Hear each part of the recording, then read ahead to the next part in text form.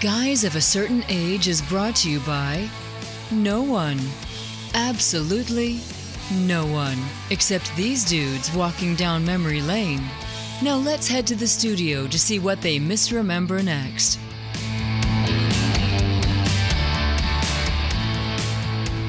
We're back in studio. The mics are fired up. It's Guys of a Certain Age. Robbie Koblentz behind my mic. Behind his mic is Art Shirley. And behind his mic, Jay Reed. Did something a little different there, guys. How'd you like that? Yeah, actually, Jay was actually literally behind his mic. I was wondering if that was a reference to the mic being pointed the wrong way a minute ago. He was on the, we've only done 300 odd episodes of this, and you figured which end of the mic to talk into. My brain is in another place. I'm going to be a grandfather. Well, congratulations. That's right. Yes. Oh, my gosh. Just you have to forgive me. I'm a little bit distracted. Oh, that's just the that latest elevates excuse. you to instantly the oldest guy now. It really does. Wow, it does. The first grandfather guy. Godfather. What? Huh? Yeah. Coppola? Huh? Grandfather of a certain age. Yeah. Is his name Francis now? Francis Ford. Well, congratulations to all involved. So let's jump into some. And we should say Jacob is the father of this grandchild, and he has been on the podcast before. So yeah. Well, there you go. Yeah. Okay. Shout out there. Yeah. I was going to say, do we know which kid's having the... Yes, we do. It's Jacob. It is Jacob. It will be a girl. We know already it's a girl. You just kind of slid through all that. It went all about Jay, Yeah. I'm going to be a grandfather. Yeah. Not that my that's right. son and daughter-in-law are going to be parents. And we're congratulating you as if it's your accomplishment. Yeah. I mean, is Melissa... Couldn't have happened without me. Is Melissa going to be a grandmother as well? She is, Okay. yes. Okay. Just want to make sure. Currently in debate about what her grandmother name is. Well, that's what I was going to ask. Do you have grandfather names? Mine has been decided. I'm going to be Baba. Baba? Baba. Oh, it's really? kind of an Arabic thing. Okay. So Melissa's still undecided. Mimi? She likes Marmy, but Marmy. If I tell you That's the other from Little name, Women, right? Exactly. Yes. Yeah. But there's some concern that Marmy and Mommy might sound the same. Yeah. So we're kind of in negotiations there. And then her other name I can't say. She might grief. What is it? It's not okay. Okay, why not? She doesn't listen to this. When she was a little girl, like a baby, she would like roll around, and so they started calling her Tootsie Roll, and over time that became Tootie. Uh-huh. So Tootie's like a good one. her family calls her Tootie. Yeah. And so I feel like I think that would also make a good name, but she really likes Marmy, so we'll see how it goes. Okay. We'll see how it goes. I still am lobbying for I may have just gotten Obi-Wan, in lots of trouble. We'll see. And on the second half of this show, we're going to decide which part Medicare D supplement to choose. Do I get asked that at work? I don't want to talk about that here. Well, I mean, actually, that we may have to do an episode when it's just you and me on that. Oh my! We'll hit the certain age part. Of boy, I did not have Jay and Melissa's grandparents' names on bingo card. Your bingo today. card? Well, yeah. See, you would have lost. Yeah, that's right. I would have lost. Well, let's go from grandparents' name to Geek of the Week. Who wants to go first? I'll go. Just as a change of things. Yeah. Wait, was that your Geek of the Week? You're going to be a grandfather? No, that was just a special announcement. Okay, that's sorry. Right. Daniel Craig, I heard he's in talks, and I've also heard that he's actually, signed up to do it. He's going to play Sergeant Rock in an upcoming DC movie that's happening, and it's a World War II hero. It was Bob Kanahy, I think Kanigher and Joe Kubert were kind of the two of the principals that did that. But ran through the 50s and 60s and 70s. Sergeant Rock did, and head of Easy Company. And Daniel Craig's going to play the guy. And I don't know if I'm happy about that or not. I don't think Daniel Craig's a good actor, but I always wanted Bruce Willis to play him. I guess that's he would have been perfect. That's not possible anymore. But anyway, I thought it should be an American guy. If Bond has to be British, then, well, true. Or Scottish or whatever it is. Will this be in the Gunn universe? That's a good question because Gunn has made no announcements about it. Have you heard anything about this? No. So I don't know that it is. I mean, it's the Sergeant Rock, that whole war thing. They had crossovers. He appeared a couple of times in Brave and the Bold with Batman, and there's some other things. Probably during the Crisis stuff he appeared. But typically they're not part of the same, or traditionally they were not part of the same reality necessarily. I mean, Like our podcast and the rest of the world. That's right. So I don't know that it's a gun thing or not. Okay. But or a gun deal. Done deal or gun deal. But It's probably anyway. under the gun. Under the gun. There That's you right. go. Guns Blazing with Sergeant Rock. That's right. Anyway, That's right. I'm looking forward to seeing the movie. I think it'll be good. Like I said, Daniel Craig's a good actor. I think he'll be fine. There's a picture of him in a soldier's uniform, some other movie. And he looks pretty authentic. So He did. He played an American in that race car movie. That oh yeah, he was great in that. yeah. So Which race car movie? the one I thought was new and was not when I did it as a Geek of the Week. Yeah, Years gosh, ago. what is the name of it? It was kind of like Ocean's 11 meets NASCAR. Yeah. Channing Tatum's in it. remember. Adam Driver. Gosh, dog, can't remember. it's just I just knew it flashed up and I thought it was a new something. movie. Yeah. Anyway, I guess we could look it up. But anyway, Or something lucky. he also plays in the Knives Out series. He's playing an American. Oh, okay. Yeah. I didn't remember Southern that. guy. With a horrible accent. Yeah, I think intentionally horrible. In that. Intentionally horrible. Anyway, looking forward to that. All right, Jay, what's your Geek of the Week? I want to buy a Batmobile. Would you like to buy a Batmobile? This was my geek like 4 or 5 episodes ago. The tumblers? Yes. I must not have been. I must not have been here for that one. You were not. Well, I guess my grandfather news is my geek. Oh gosh, that's funny because Yeah, because I mentioned that And we we should save said- up for buying it for you for Christmas. yeah, there's two versions. There's a full size one, and there's a 1/6 scale Yeah. or whatever, 12 scale, whatever. Yeah. That you can drive. There's But the the full size one you can drive. You Okay. can drive. You can And pre-order. that's and the one drive. you're going to get Okay, because good. we good. weren't sure which one you were going to get. This is kind of sounding familiar now. And then there was a 1/6 version, 1/10 version, whatever I size. hadn't even seen that was that like one. $6,000 or $7,000. Yeah. Oh, well, the one I was talking about was 2.99 million. Yeah, Okay. yeah, and we figured you had the pocket change for that. Of course, now with the grandchild coming, maybe could you get a car seat in it? That's the Well, I main could get thing. the small one for her and the big one for me. But the small one's not accurate. I mean, it's like a model. It's like non-drivable. oh, well, it's not like a little action No. Jeep thing like you get your no, kids. no. I wish to. It's like it fits either a GI Joe or some other type. Maybe the Like a 12-inch action figure. yeah.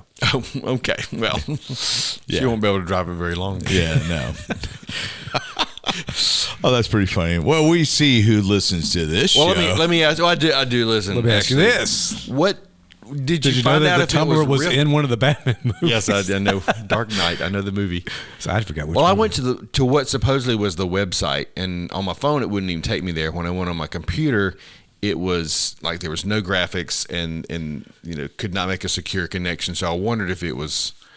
I mean, there was enough chatter about it that I looked at that it seemed like it was real. Yeah. But when I went to the website to see it, it didn't. Yeah, Architectural Digest did an article on it. I'm seeing on the front end. It's not choice of magazines. Yeah, it really is. But yeah, 2.99 million. It's the tumbler. I Okay. mean, you have to order it, and Right, and it's built to your own specifications. that's right. That's It's almost like he listened to the show.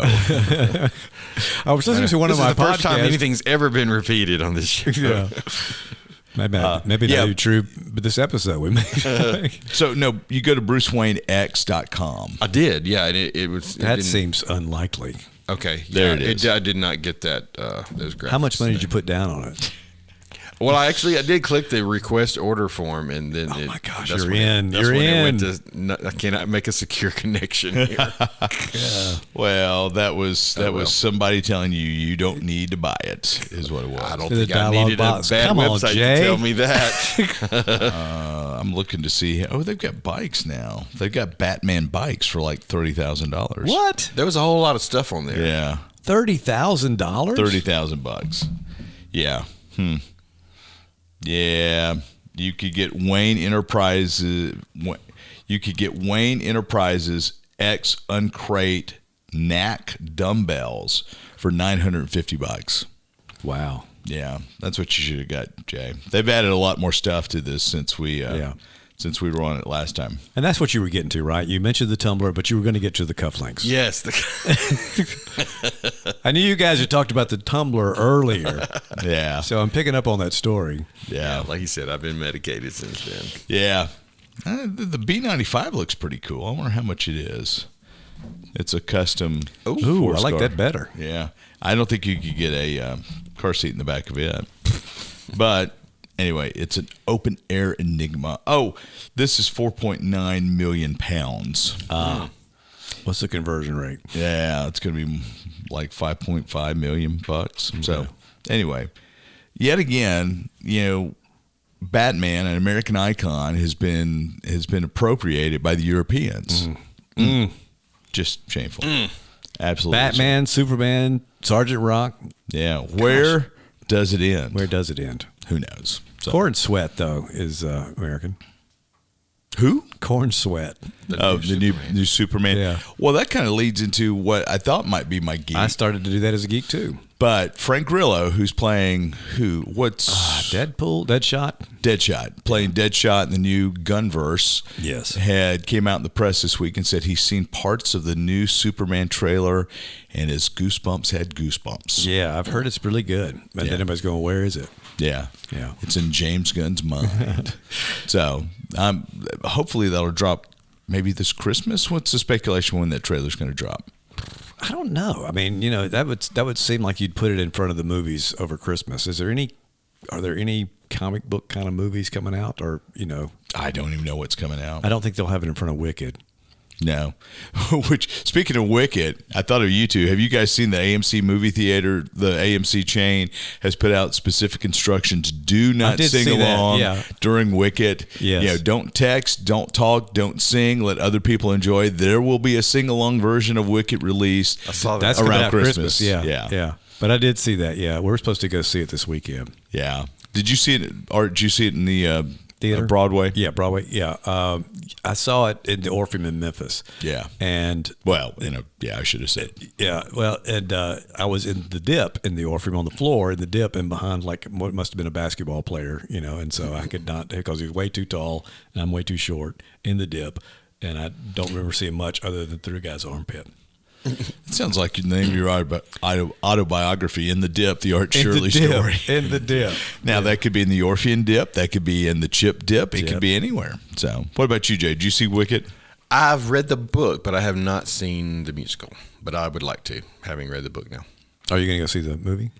Probably. I'd like to. I didn't realize until just a couple of days ago that it was only it was only the first act. Yeah, I saw when they first came out there was going to be part 1 and part 2. So part 2 will be released a year from today, what I'm told. Yeah. From today? From today. This day. The part 1 starts tonight. Yeah. And part 2 will start tonight next year. Oh, okay. There you go.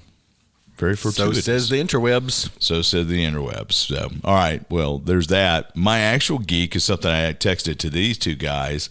The Roddenberry Estate has teamed up with a company called Otoy. Mm-hmm. They're kind of a graphics, distributed graphics animation company, computer animation company, CrowdShare. And they have done some cool little parts that are Star Trek authentic because it's coming from the Roddenberry archive.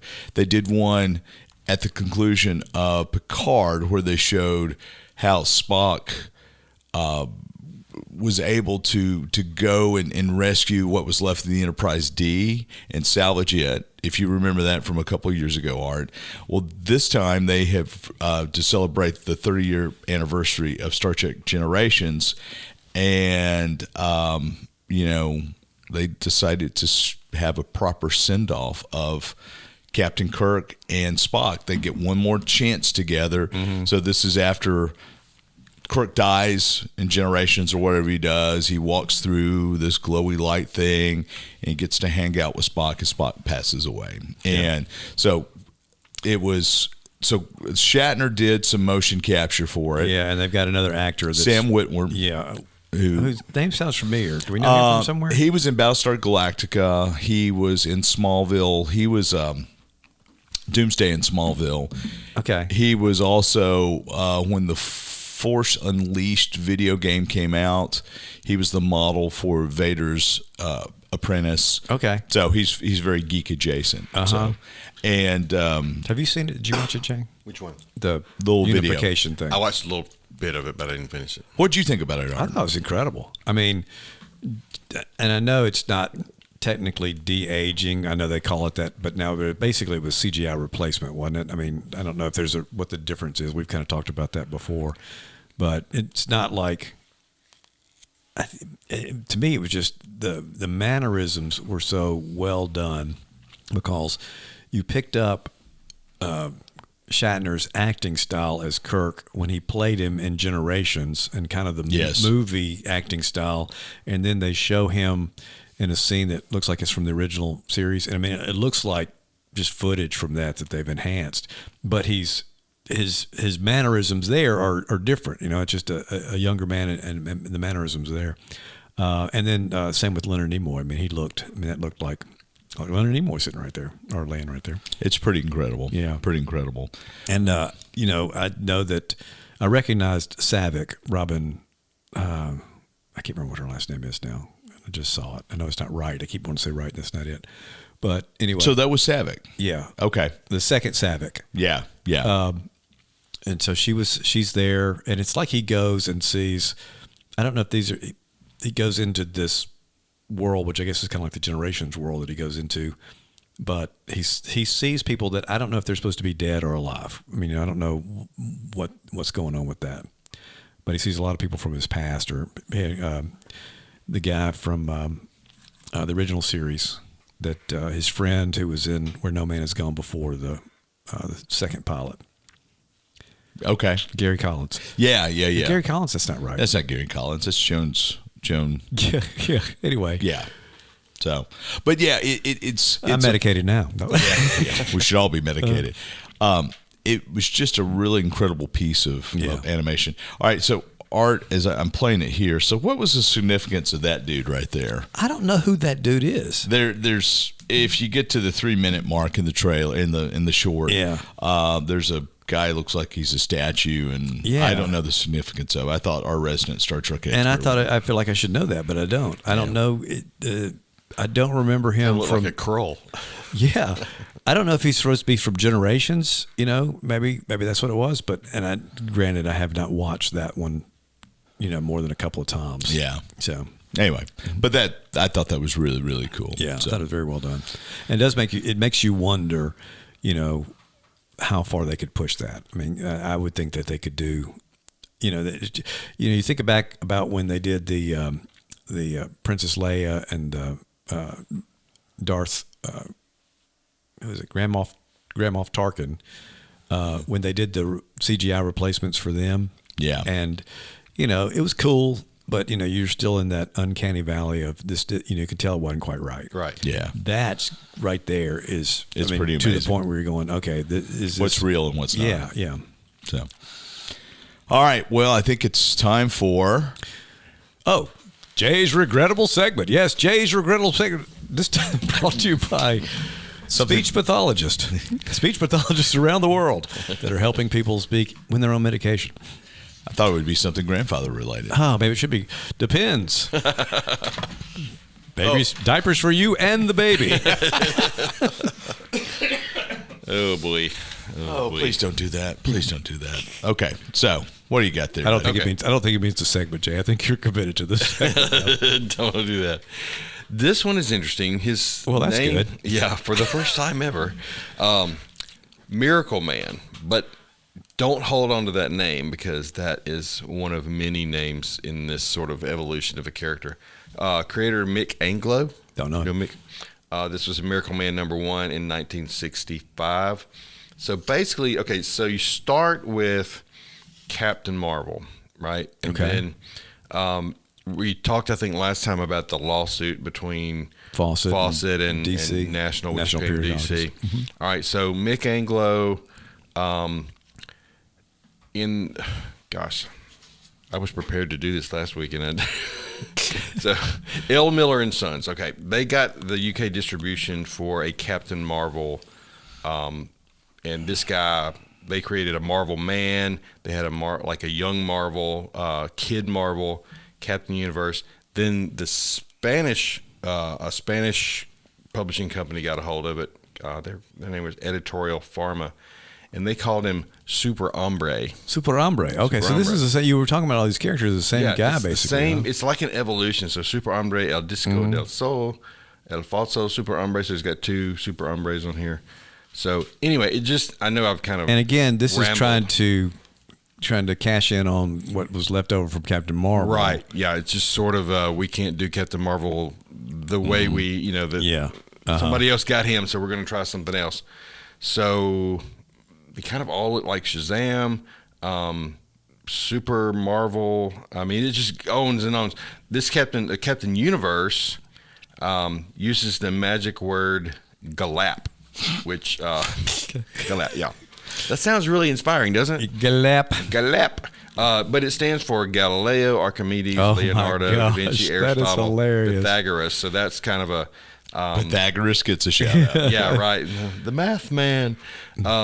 And before that, okay, so this is going back to this Marvel man, was Newsboy Mickey Moran. Okay, kind of Billy Batson callback by using a magic word, but instead of Shazam, it was Kamota, which there's no explanation for that one. So it's just this amalgamation of stuff. Of crap. Well, yeah, kind of. So that was all the British, and then it goes to the Spanish, and that's when it became Super Hombre, but he still kind of, looks and has the same powers and that kind of stuff. So then Anglo left L. Miller. He, this one was Captain Miracle. Yeah. His magic word was El Karim, which, if you spell it backwards, is miracle. Okay. But El Karim is actually an Arabic word, the generous. So I thought that was kind of odd that he used an actual word, but it still spells miracle backwards. But essentially, all these are Marvel Man or Captain Marvel in a different costume. Yeah. So in '65, that's when he debuted Miracle Man, the Superman of unlimited power. Was basically Super Hombre, but with a less Spanish-sounding name. So so there's not, I don't know, nothing much happened, except a lot happened. Yeah, and I don't understand. I mean, the reason that National Periodicals sued Fawcett was because they felt like Captain Marvel was too close to Superman. Mm-hmm.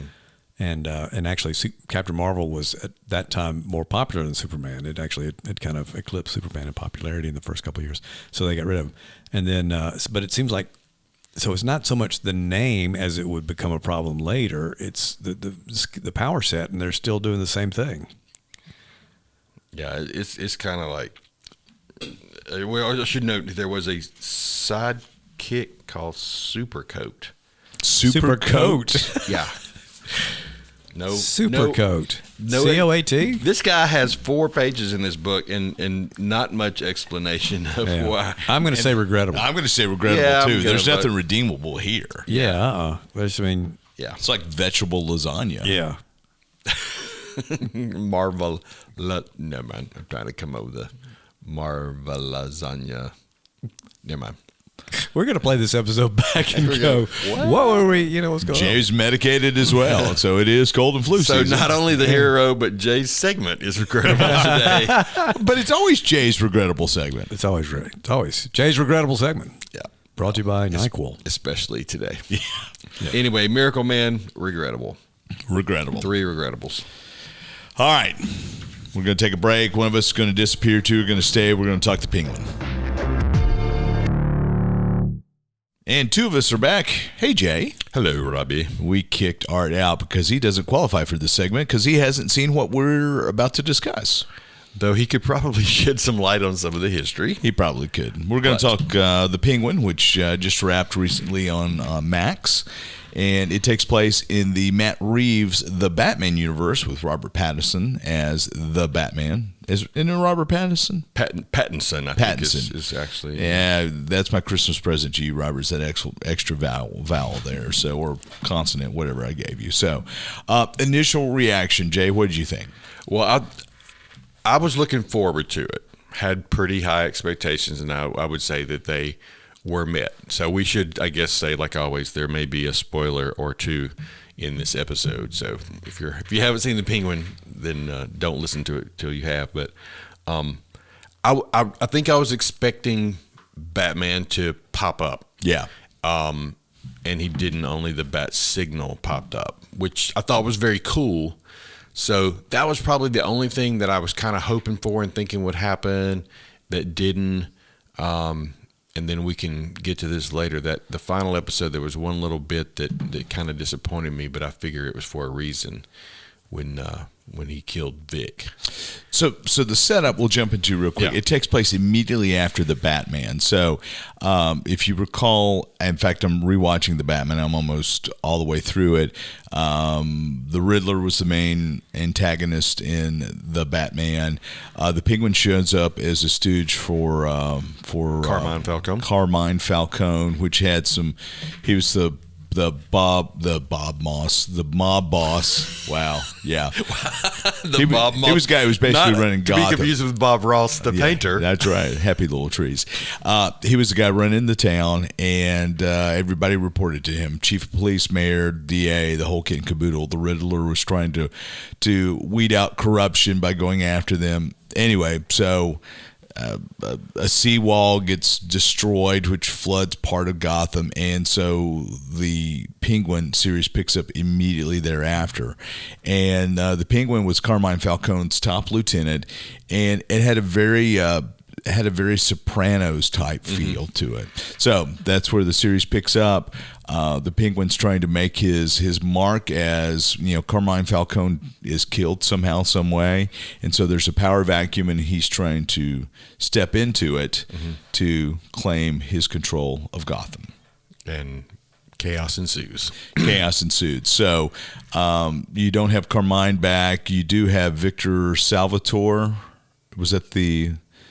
Which one was he was the other mob boss who was not Victor Salvatore, but Sal something. They called him Sal, but Yeah. Salvatore was his last name. Salvatore was his last name. The Triads were involved, and I can't remember the guy's name that ran that, but that was probably more or less they made it out like it was Carmine and Sal that were the main competitors. Is that right? That's right, and that's referenced to in the Batman movie as well. Okay, so Sal is mentioned in the Batman movie, and so anyway, that's where it picks up, and it's 8 episodes. It's got a very, very, very Sopranos feel to it, and Colin Farrell, unbelievable as the Penguin, just unbelievable. I think if they don't get some sort of Emmy for makeup or whatever it is, then all is lost, because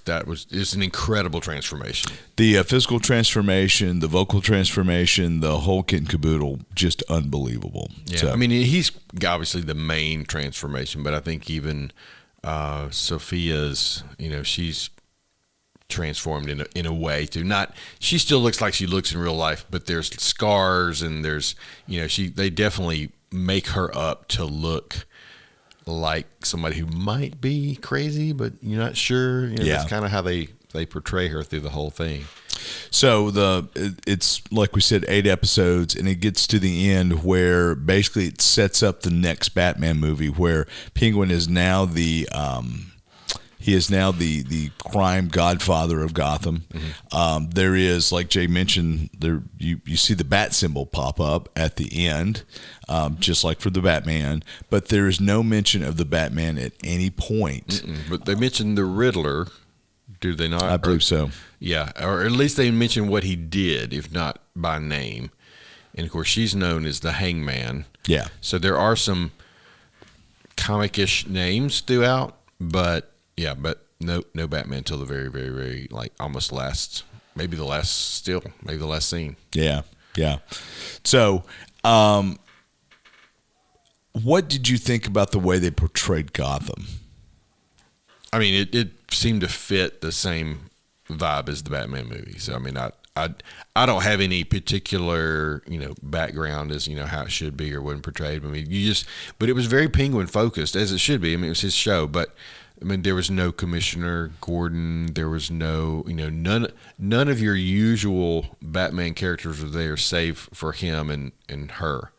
So I thought that was interesting that, you really could have watched that and it would have just been a good mob show. Yeah. Without any comic reference at all. So it was very grounded. It was very much a mob show, like you just said. You did not have to watch the Batman to watch this series at all. Oh, right, yeah. If you just wanted a really good mob movie set in the not movie, but series set in the DC universe, this would be it. Yeah, there's no powers. There's no real anything fantastical about it. It's just, except that the Penguin keeps winning somehow. You know, that's the only fantastical bit about it. But I don't know. It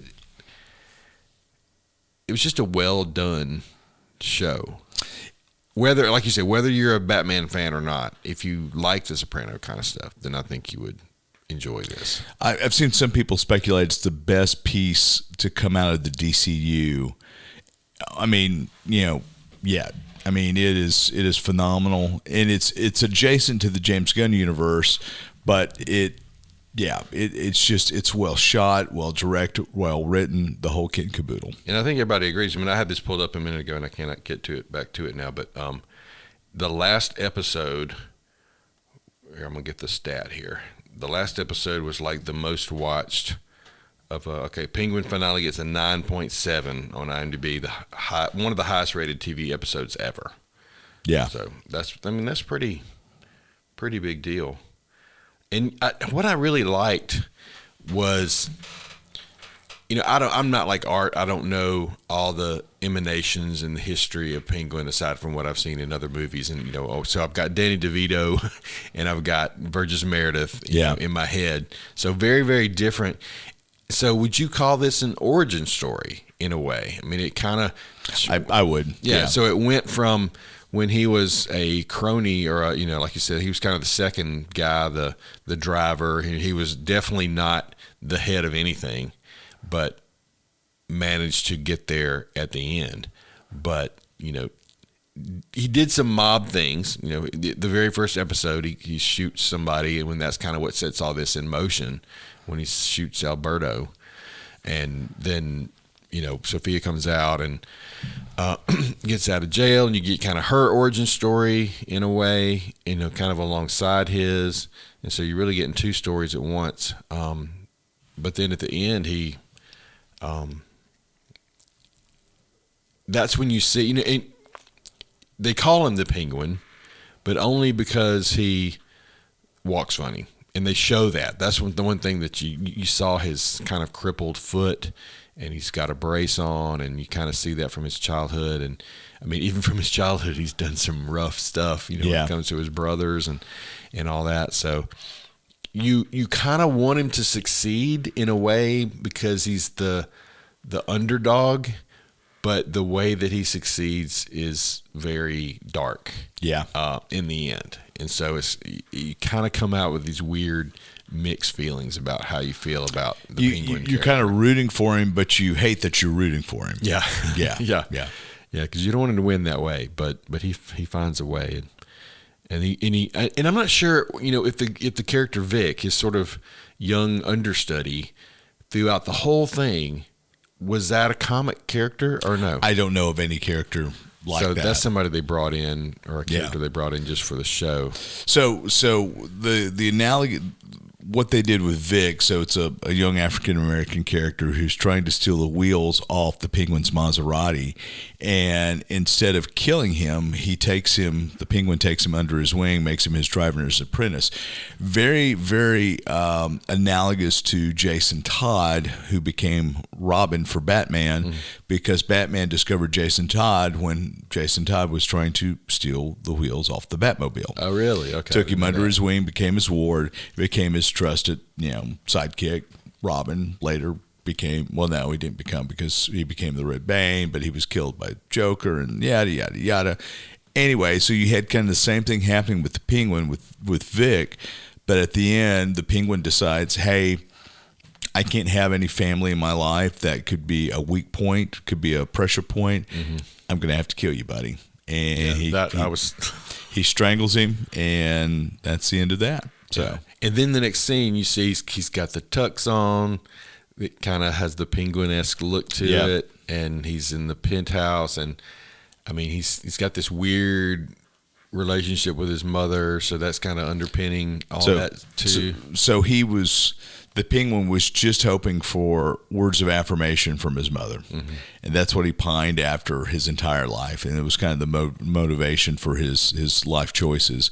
His mother has a stroke in the second to last episode. So when he comes up victorious on top, he gets the penthouse like he'd always told his mom he would, puts her in a hospital bed, medicated, at the top of the penthouse, visits her every day. Mm-hmm. But then he has an escort that he has a relationship with that he makes her dress up as his mother.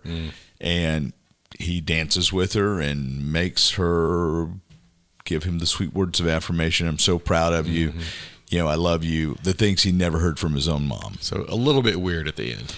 Very weird at the end. Yeah. Very, very weird. So maybe that will play into the next, because I know they're talking about a season 2, but I guess that would kind of depend on the second movie and how that plays out. And I know Colin Farrell more or less said if there was a season 2, he'd definitely be interested. So there's hope. Well, but would we want to see another Penguin season, or would we want to see another character developed in the same way by Matt Reeves? I don't know. I would like to see maybe a few other characters, but I really like this deep dive in. Mm-hmm. And I don't think we ever saw Gotham in the sunlight at any point. Huh. Not that I can think of. In the same way in the Batman movie. So, but anyway. Yeah, and you did see, like I remember from when Danny DeVito's Batman or Penguin, he had like an underground kind of lair, and this one also did. So I think they kept some things. I did notice a few things that were consistent with what I did know of the Penguin. I mean, there's some great, other great actors in this too, besides Farrell, and we've talked about this in other episodes, just how great. I don't even know the girl's name, but the one that played Sophia Falcone was terrific. She was, and it's been a few days since I finished watching. She lives, so she'll possibly pop up. Yeah, she didn't win, but I expect her in a Batman movie somehow, some way. So. She's too good not to. Yeah, she was great. So, so you would recommend? Absolutely. Yeah. Now it's rough. It's rough, a little bit rough language. So not for you, Mrs. Reed. Yeah, definitely not Mrs. Reed. Yeah. So, but I would definitely recommend. Excellent.